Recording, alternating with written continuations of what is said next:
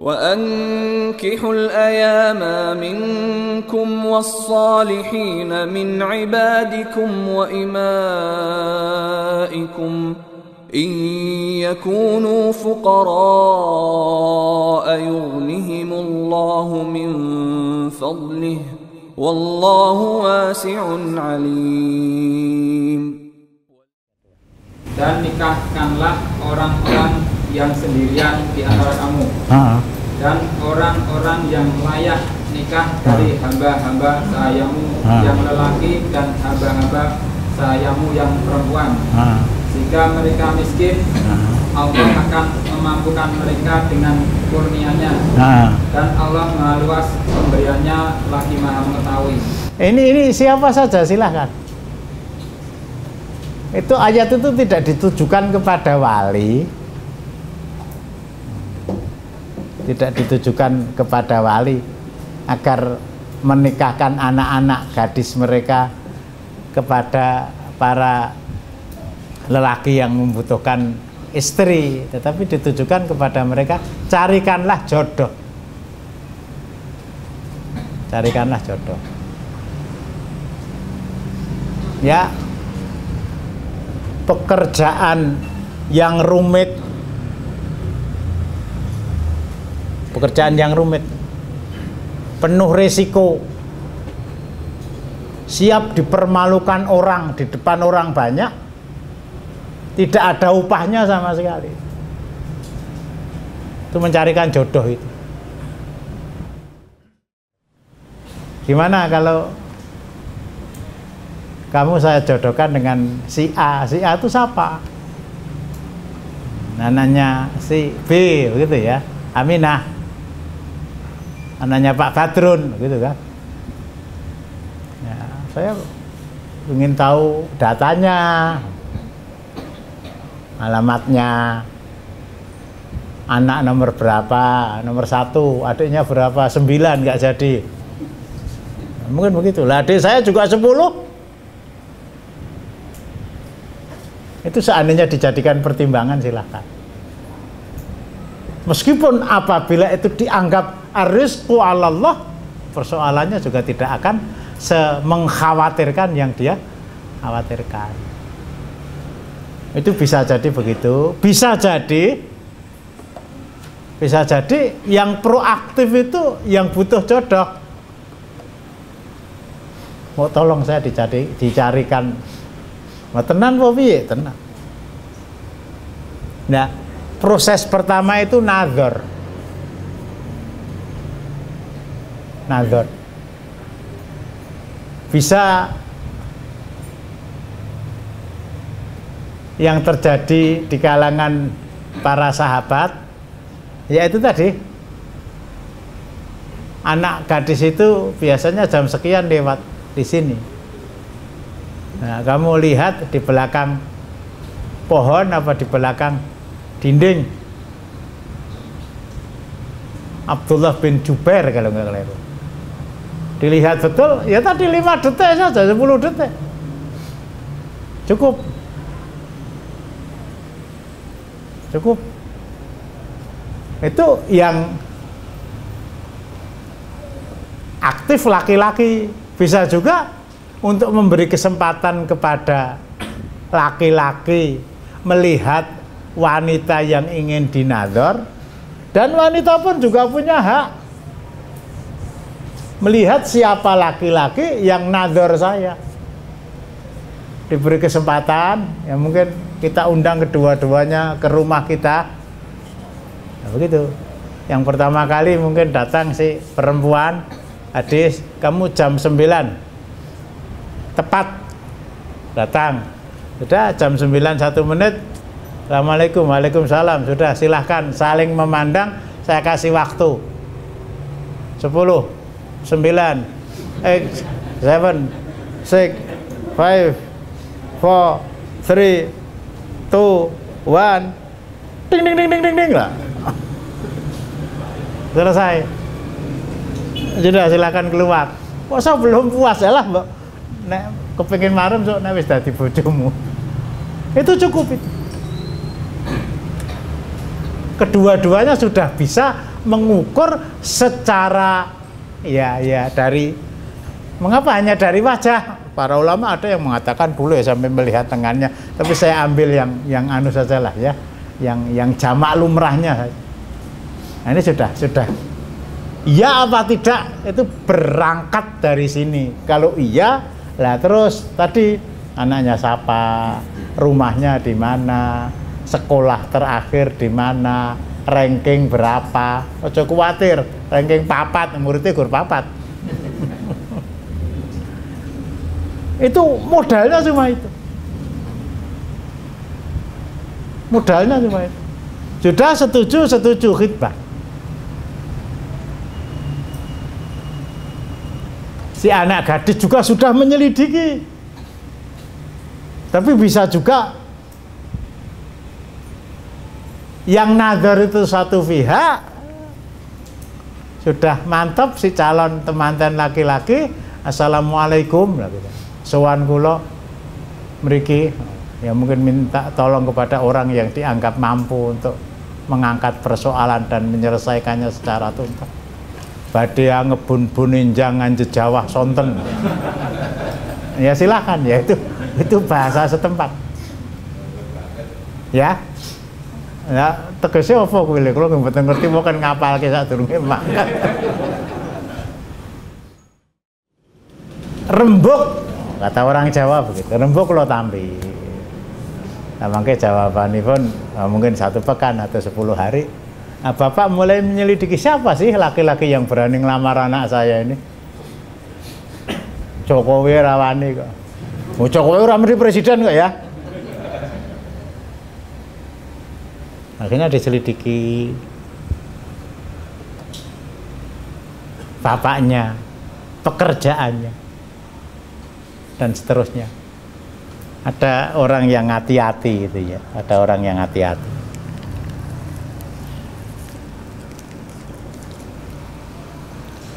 Dilamar oleh orang, anaknya dilamar. Oh, bukan. Anak laki-lakinya itu tertarik dengan seorang anak gadis yang tinggal di salah satu desa di Kecamatan Baki, Klebu Waru ya.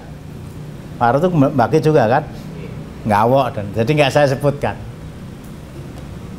Bapaknya itu kusik dah. Zaman aku cilik, saya kenal daerah itu yang di dalamnya ada seorang laki-laki yang kerjanya ngerentenkan uang. Ketika saya masih muda dia sudah tua.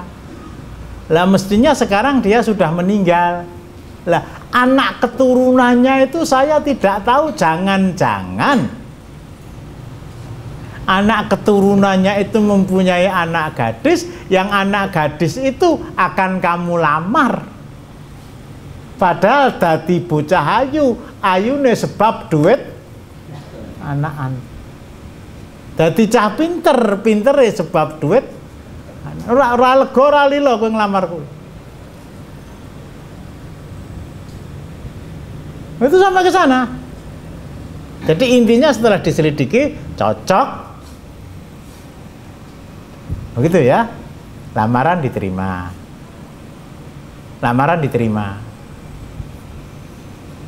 Ya bisa jadi si pihak laki-laki menanyakan atau pihak perempuan ganti berziarah ke rumah yang lain. Kalau khusus untuk daerah Solo, kita dimintai tolong atau ya mungkin datang sendiri ngelamar anak orang.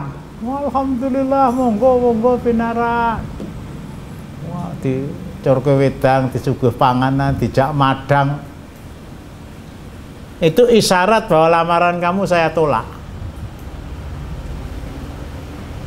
Lamaran kamu saya ora ketong nglamar wong Surabaya sana. Itu kalau budaya Solo ya. Itu ya sekedar air teh panas dan sekedar nyamian, tapi nggak sampai dibawa untuk makan. Nah, itu budaya setempat. Sudah selesai, pembicaraan dilanjutkan dengan masalah walimahnya atau akad nikahnya saja dulu. Akad nikahnya bisa jadi akad nikah dulu, nanti walimah. Bisa jadi walimah dan akad nikah secara bersama-sama. Saya berkali-kali dimintai tolong untuk melamarkan anak orang. Nah, bapaknya, Ustadz, gimana? Kalau dinikahkan sekarang gimana toh? Ya ora apa-apa aku ngono. Lah, anaknya sudah siap apa? Walah, siap ngelamar ki mesti siap nikah. Lah mas kawinnya yang belum punya. Lah, oh nanti sudah utang dulu. Pernikahan itu sah. Sering saya gambarkan itu ya. Apabila dihadiri 4 orang. 1 calon temanten laki-laki, 2 calon wali temanten perempuan, 2 orang saksi yang adil. Apa ukuran adil? Tidak pernah melakukan dosa besar. Tidak pernah melakukan dosa besar. Pegawai bank ora keneng.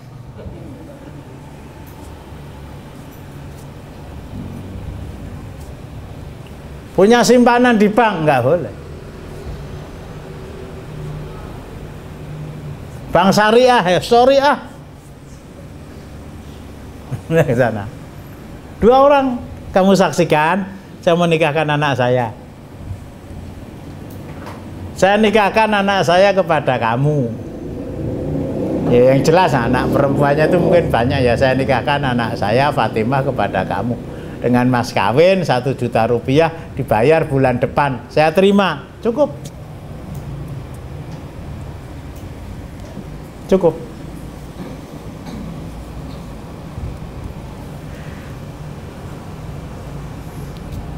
Tidak dibayarnya mas kawin secara kontan itu pernah terjadi di saat Rasulullah menikahkan Ali bin Abi Thalib. Itu maharnya ditunda, tapi namanya juga sudah istrinya. Sementara Rasulullah itu saudara sepupu dia, gelibetan, ya. Mau masuk nggak berani, nggak masuk. Bayar mahar dulu, baru boleh masuk kamarnya Fatimah, kira-kira begitulah. Nggak punya saya Rasulullah, kan punya baju perang, mas kawinnya baju perang itu. Nah, Fatimah ini ngarep maju perang kapan? Ya punyanya cuma itu. Itu sudah sah. Sudah sah. Lah mengapa harus ke KUA? Ya bagaimanapun juga kenyataannya itu bisa dijadikan bemper. Pernah terjadi ya kira-kira ya 30 tahun yang lalu, saya belum di Mendungan. Anu sekali, model sekali, istilah yang dulu populer dengan sebutan nikah siri. Yang betul nikah syar'i, tidak usah ke KUA. Salah seorang di antara mubalek Solo yang dikenal di mana-mana itu sering memposisikan diri untuk menikahkan mereka. Ya sudah nikah, sudah suami istri, akhirnya ya sudah seketiduran, akhirnya hamil. Suatu musibah yang sifatnya alamiah saja. Si suami meninggal.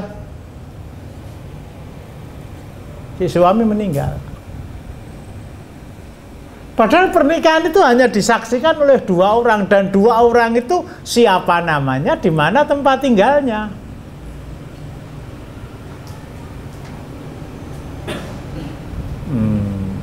Seandainya kedua orang itu dikenal, mereka juga tidak mau berurusan yang mempunyai akibat panjang. kamu saya minta menjadi saksi di pengadilan agama. Jadi terpaksa si janda tadi, terpaksa si janda punya anak meskipun belum lahir lah, terus anak ini anaknya siapa? Ya anak suami saya. Mana buktinya kalau kamu punya suami? Itu ada produk di pengadilan agama namanya pengesahan nikah, termasuk pengesahan talak. Ya tentu saja si janda muda tadi datang ke pengadilan agama minta supaya pernikahan dia tanggal sekian jam sekian dengan si Anu yang menikahkan tadi ya, seorang ustadz yang tidak usah saya sebutkan namanya karena sudah meninggal, dan disaksikan oleh 2 orang. Itu betul-betul terjadi. Nah, hakim akan menanya ya, bukti autentik yang ada itu cuma 2 orang itu. Betul kamu menjadi saksi? Betul. Siapa nama suaminya? Kamu kenal di mana? Dan seterusnya.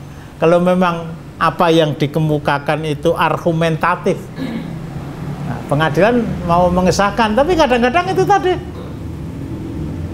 sudah suaminya meninggal, saksinya juga tidak diketahui mana rimbanya. Memang dia bukan orang rimba. Nah, kerancuan yang berkepanjangan atau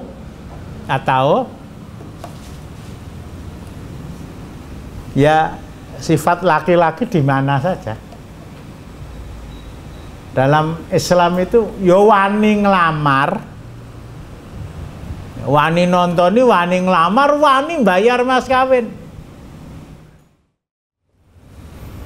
Likilatil adalah fi zamaninal.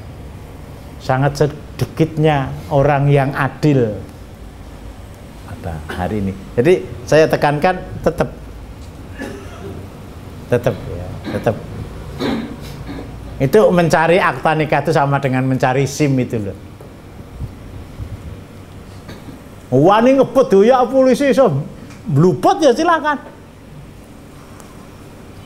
Tapi resiko tanggungan sendiri. Bahkan kasus yang terjadi itu suatu ketika, bahkan belum lama itu ya, suami istri nikah secara resmi, secara syar'i dinikahkan oleh ustadznya. Nah, guncengan motor mau sowan marotuwo dari Solo ke Brebes apa Cirebon saya agak lupa. Naik motor manten anyar ya, orang nganggo kesel. Akhirnya hujan deras dan payah sampai di Pekalongan, nginep di sana di hotel. Nah, bukan kebetulan dilalah kersane ngalah, itu malah syar'i itu kata orang Jawa, dilalah kersane ngalah itu. Allah takdirkan ada grebekan, grebek suro musyrik. Nah ini grebekan polisi.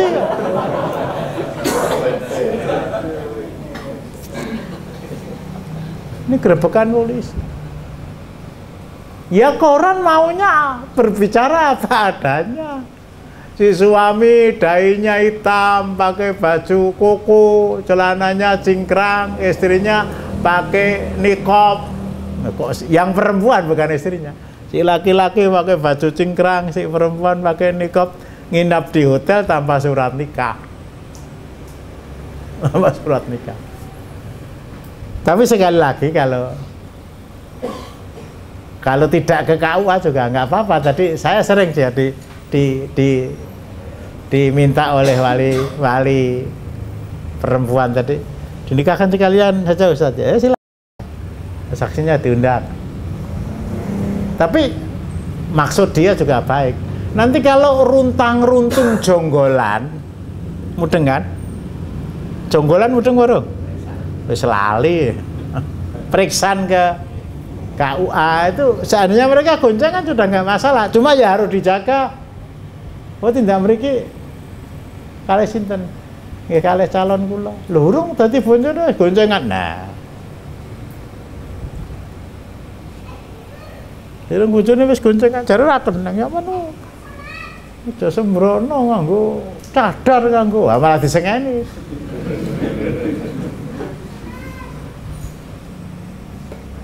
selesai ya. Akad nikah selesai. Dilanjutkan dengan walimah juga silahkan. Walimah itu ditunda juga silahkan.